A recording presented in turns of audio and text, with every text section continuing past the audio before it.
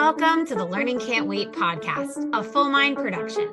At Full Mind, our vision is to ensure every child has access to an exceptional education. Each episode, we will be joined by pathfinders within and around the education space who are bringing about transformational change on behalf of deserving students. I am your host, Hayley Spira-Bauer.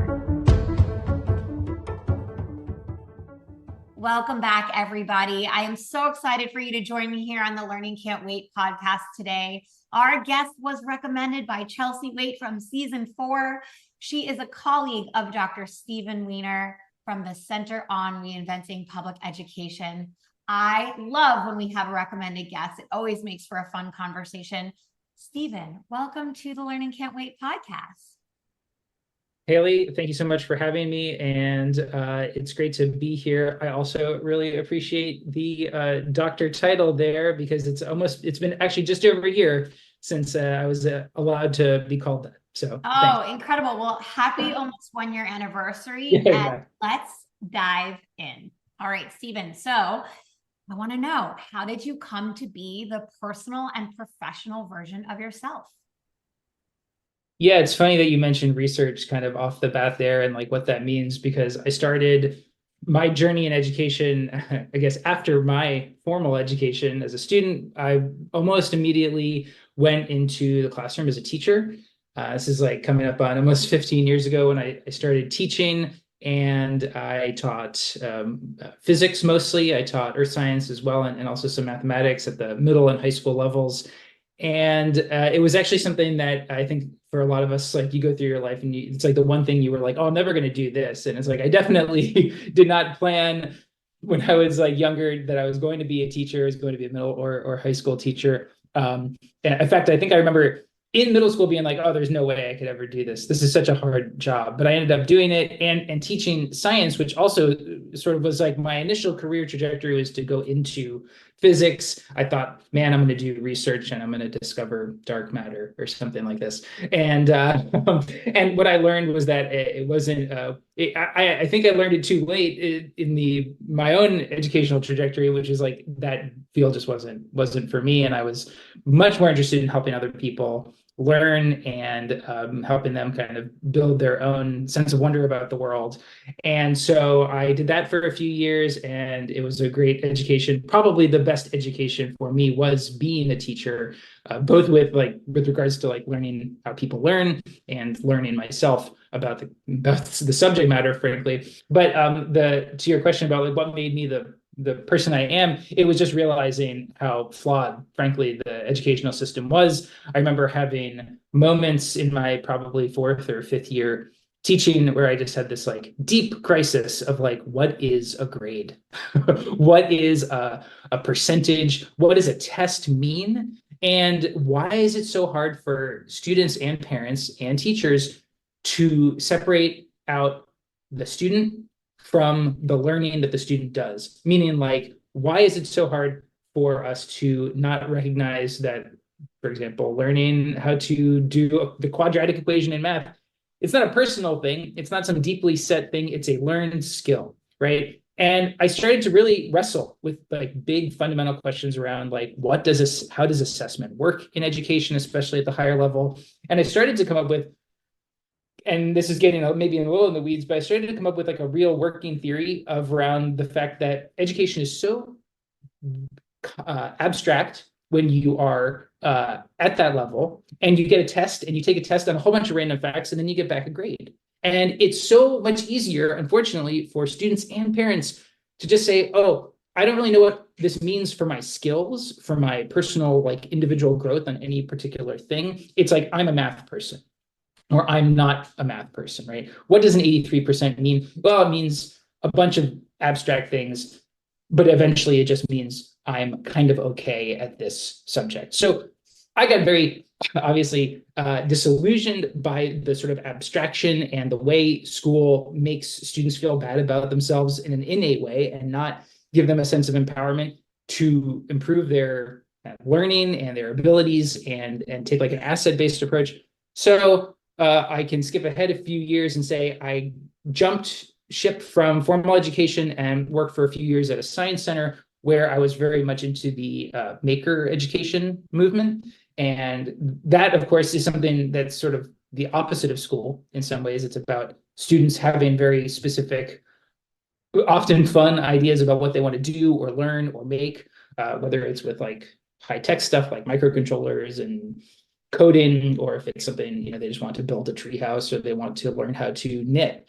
And these things felt so much different than school because it was so concrete, and you could help people abstract or not abstract. Really, they could sort of separate out themselves from the things that they were doing, and they could also just bring their passion to it. So now, how did I become a researcher? It's like a kind of seems like maybe a hard right turn.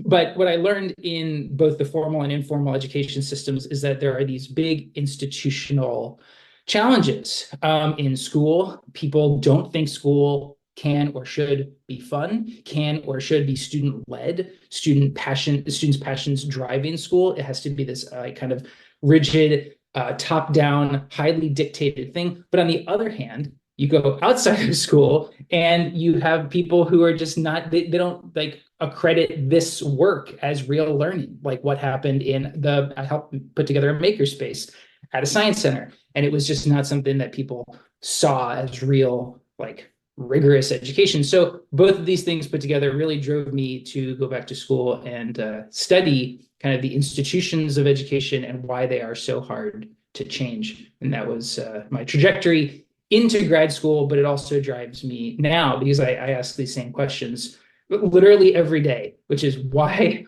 is school so hard to change? What keeps a system that almost everybody would agree is pretty darn broken going? And yes, so that was. Is that existential or what? Like that is, yeah. I really appreciate, Steven, how you shared. It almost was like you kept stepping back.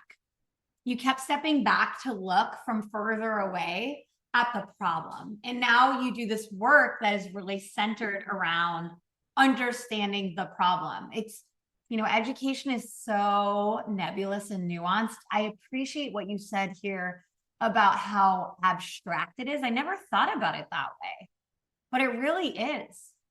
It really, really is. Yeah. A turning point for me was when I went to my principal as a teacher and I was like, what does a grade mean? Like, can anyone just tell me what is an 86%? What is even a B? And it became very obvious to me that this was like just a structure that we've all been handed. And because we all went through it, most of us went through it, we just don't question it. And yeah, you are right. I feel like I keep stepping back, which is funny because like in my heart of hearts, I love my work now. But I do feel like I had to do this. Like, I actually wish I could still teach like every day. I like working with kids, but this was like, I felt pushed. Yeah, you felt called to it. Yeah. I mean, that's huge. That's huge. As with my interview with Chelsea, I was really fascinated by the work that each of you or the organization, SERPI, as you call it for short, is focused on. And I know very recently, at the end of 2023, SERPI, you just released a new study on teaching. It's called Teaching Reinvented: How Unconventional Educator Roles Pave the Way for a More Fulfilling and Sustainable Profession. Now, full disclosure, as you know, Steven, I am big on unconventional teaching roles as I work for an online education institution. And so I have a deep-seated interest in this topic, which is why Chelsea introduced us. But I am here to learn. So talk to us about this work, this study, your findings. Like, let's dig in.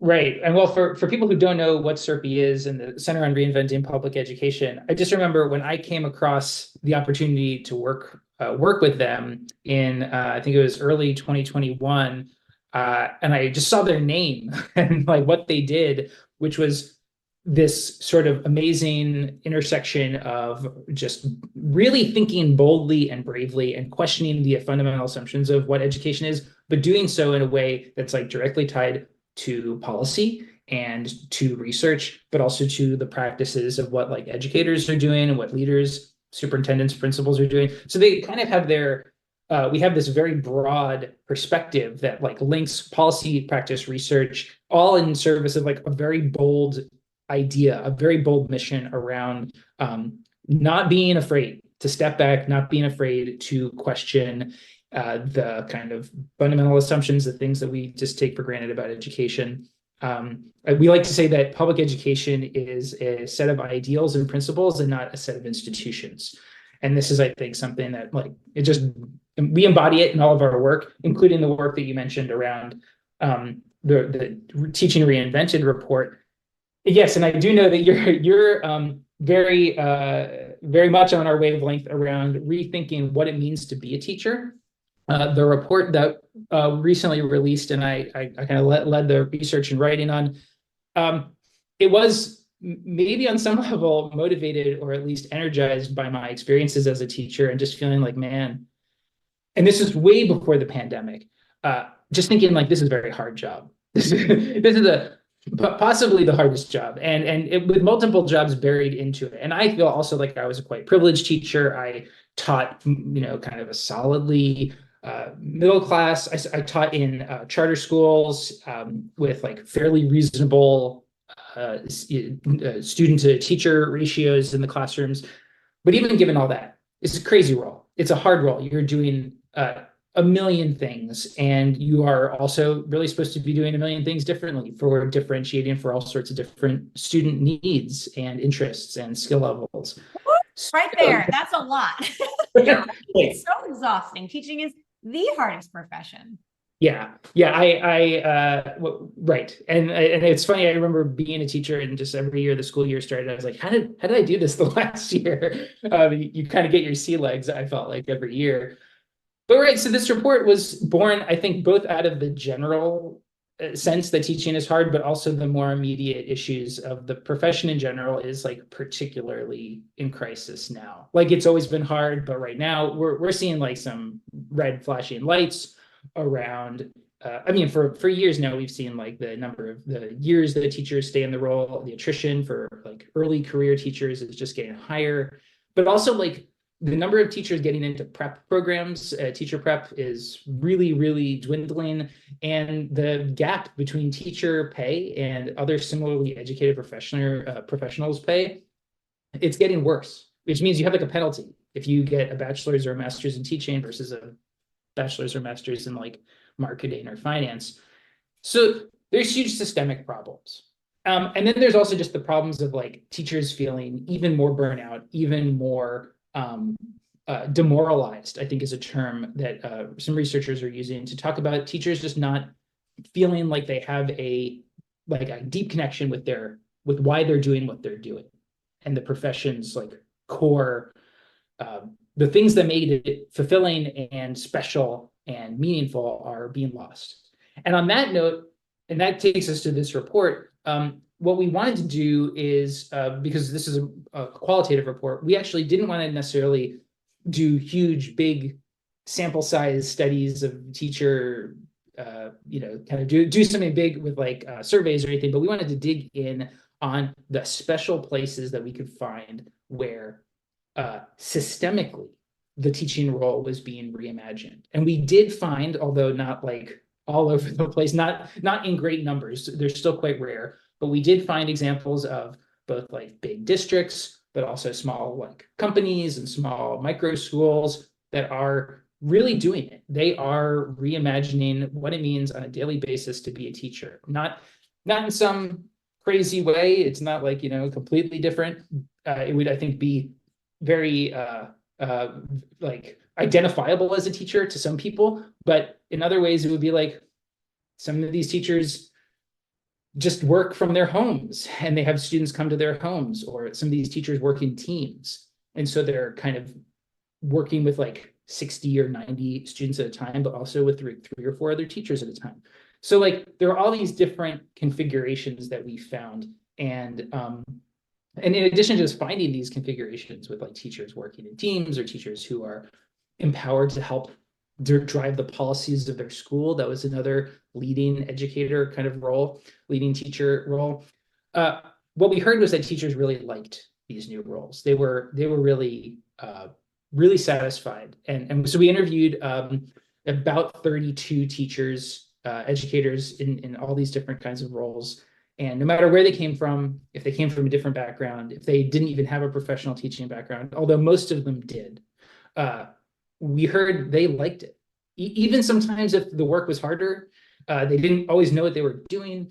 They, some of them said that, yeah, they kind of felt lost sometimes or even isolated, but almost all of them said they were happier and more fulfilled, more satisfied in these roles. So that's one big takeaway from which is huge, right? Yeah. As you named kind of at the top of the conversation here, satisfaction is at an all-time low for teachers. And so if you're finding something that is satisfying in the profession, that's an important indicator.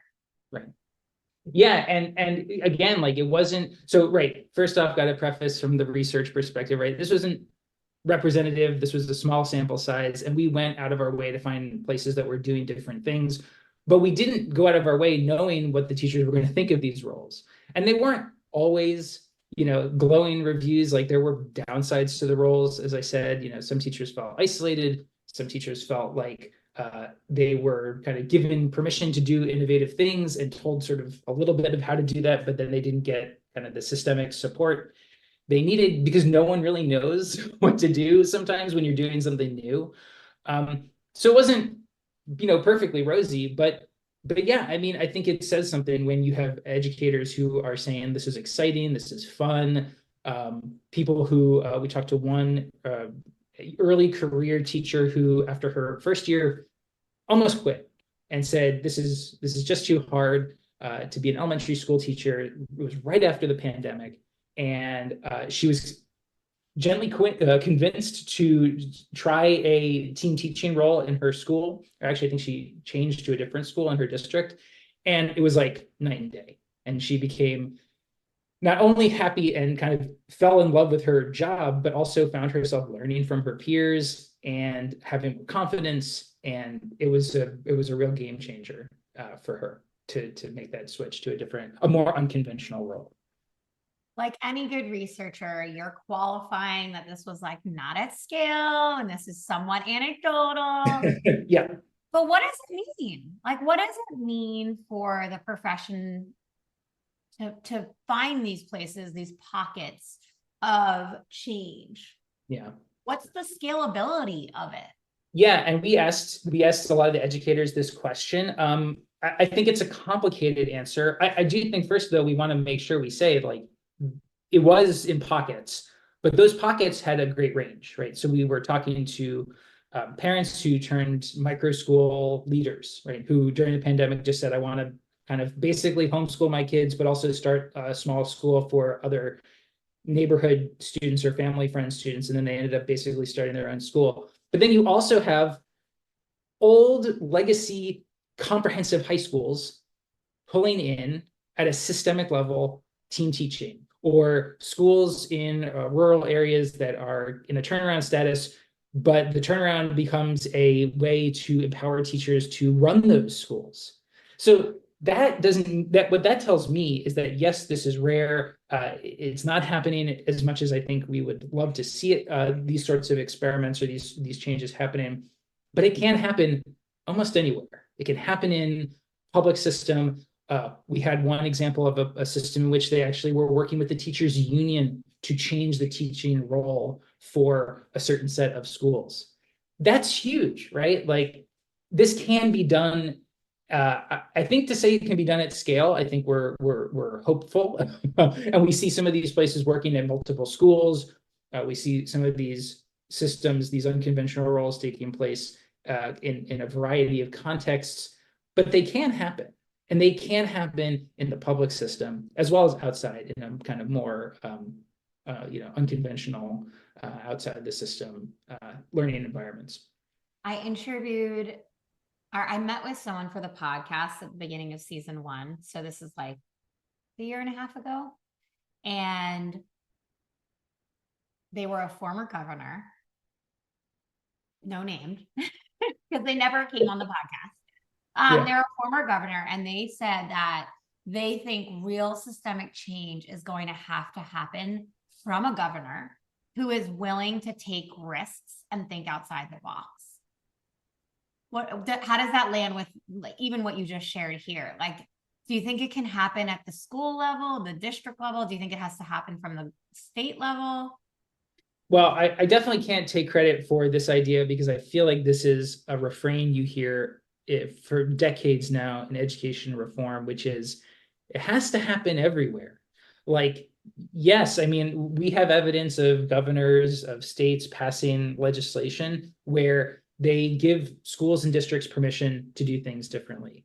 But we have to also remember that giving someone permission to do something differently doesn't acknowledge and honor the fact that they've never done it before. And education is such a strangely rooted institution in all of our brains, in all of our hearts, in our deepest memories of what it means to be a student and go to school. So yeah, I mean, I think it can happen, but something that we heard from teachers, from educators, even in these unconventional roles, is that you have to do some unlearning. You have to be vulnerable. Team teachers, they were talking about the veteran teachers who've been teaching for 10 or 15 years, working with other teachers and like kind of like being like, hey, I don't know how to do everything, or you're yeah. My first teaching experience was literally, I got married July 7th, 2012.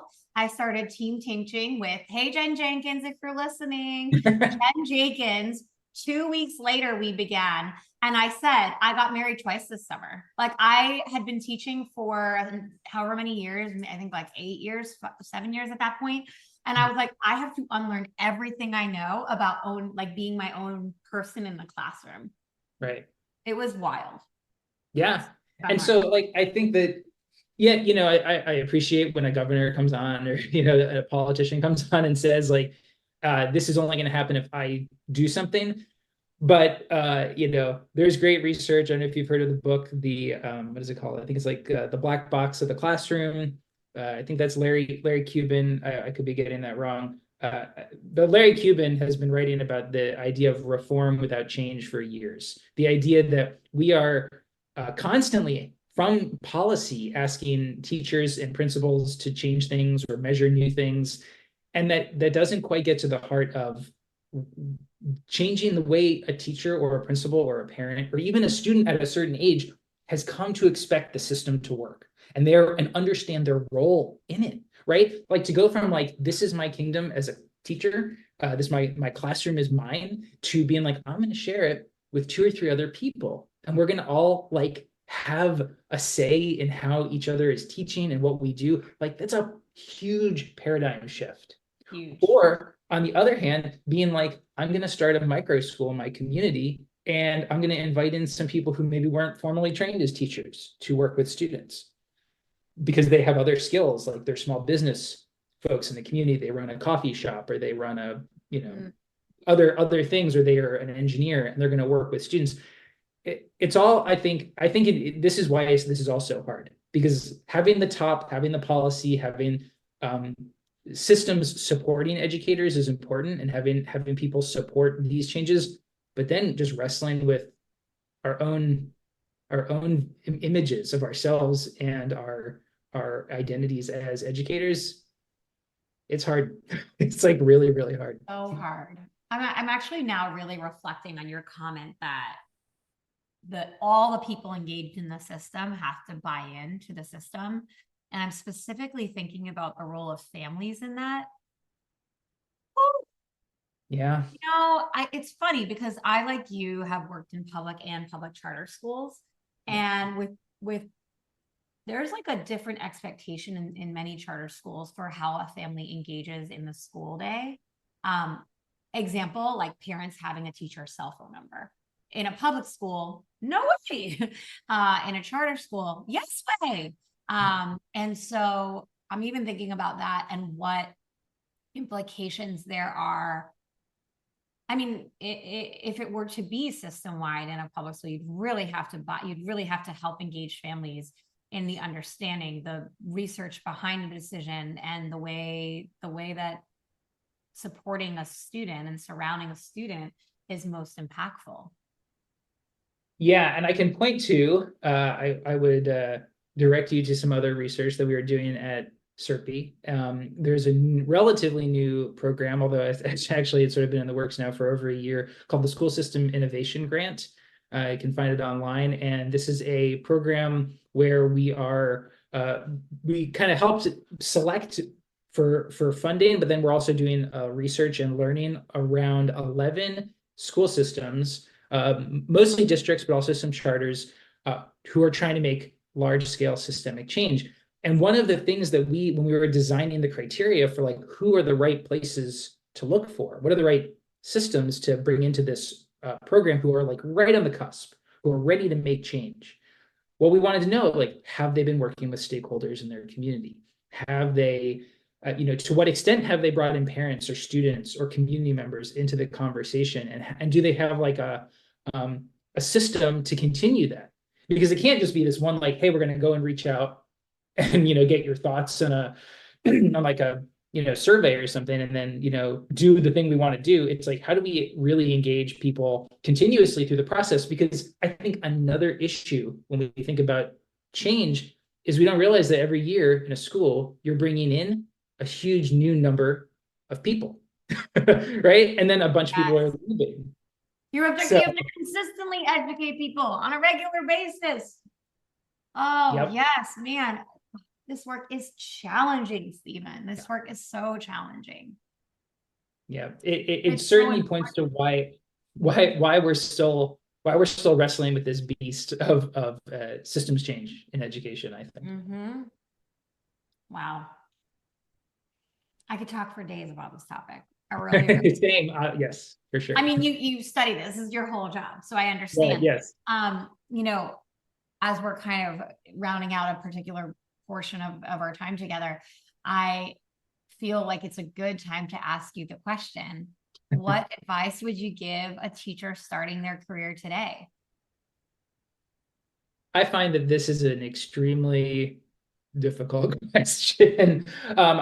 I think that what's funny is that there's two reasons I think this is difficult. One is for all of the reasons we talked about, and for kind of recognizing that many systems are not changing yet, or certainly not changing significantly. There's many, I think there's something like 14,000 school districts in the United States. There aren't a lot of places that are doing something different. I think if you're a teacher who is looking to do something different, that might actually make your job a little bit easier and more selective in where you want to go. But if you're not, I would still say, and maybe you weren't expecting this, but I actually think that the conversation around AI and technology is, it makes it, I feel like, very hard to say what the teaching role is going to be in 5 to 10 years. And maybe more broadly, like, what is our society going to be? What's the economy and our job landscape going to look like in 5 to 10 years, given rapid technological change, never mind other major issues like social and equality issues and climate issues.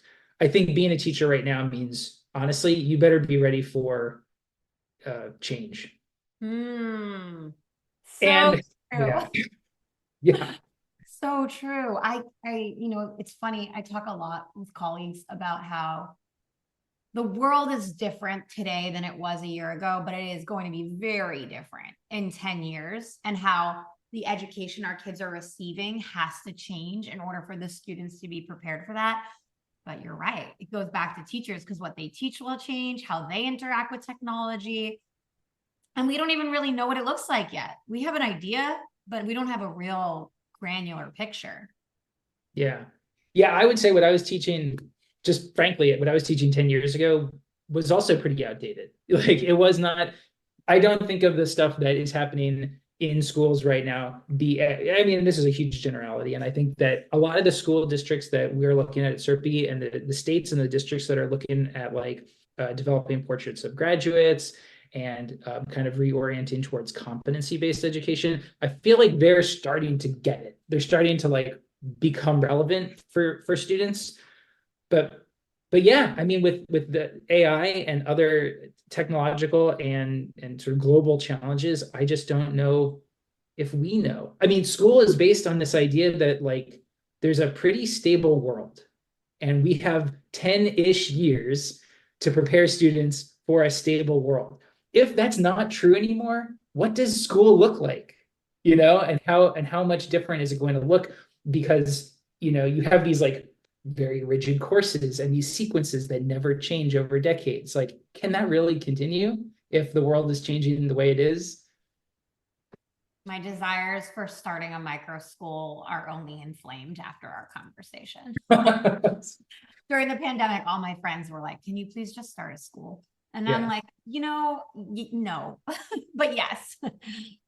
I can point you to the opposite argument there, which is, and I go through all of these thoughts on my own, which is like, even at the maximum of micro schools and charter schools, like the vast majority of students are still in public schools. Well, that's what I said. I like, no joke, Steven, that was my exact argument, is like, no, because I think people with like my philosophy about this, not to sound have an overinflated ego, but I think people that are rabble rousers that have this philosophy that systemic change needs to happen need to stay in public education so that systemic change can happen. Yeah, and I really think that we all need to really step back and dig into like a reimagining, not just a reimagining of what we think school can and should be. If we think it should be like a disaggregated, millions of micro schools throughout our community, but we also have to start to think deeply about the change process. How do you get people who don't spend all of their time thinking about this to walk down that road with you? Because you can imagine some utopian future, and I think a lot of people, especially in like education, thought leadership, like we like to say, hey, here's our goal, but the goal is only half of it, right? The leading and the design of that transition to the goal, we've never done it before. Like, we've never gone from a system like we have now with all of these schools, all of these districts, all this policy to a different one. Like, that's just never happened. So how do we do that? How do we do that? I hope you invited me here to overwhelm you with big questions. I love this. Are you kidding me? This is the nerdiest kind of way my brain operates all the time. And I hope you take that as a compliment. I'll take it as a compliment. I used to tell my middle schoolers my goal by the end of the year is for you to become a nerd and identify as a nerd. I think that is like the highest honor. That is my nerdy brain. I love this type of conversation. I'm so glad Chelsea introduced us. I really am grateful to be in your orbit and hear you share so much about your current work and what you're thinking about the future. Steven, thank you so much for coming on the podcast. Well, thank you so much for your time, your kind words, and for being a nerd with me. Yes. I love it. And thank you everybody who tuned in. Hopefully you feel a little nerdier at the end of the conversation than you did at the beginning. Thanks for listening to the Learning Can't Wait podcast. If you like what you heard, please rate, review, and share this episode. Be the first to know when we have a new episode by subscribing wherever you listen to podcasts. If you'd like to be a guest on the show or have a suggestion for an episode, email us at podcast@fullmindlearning.com.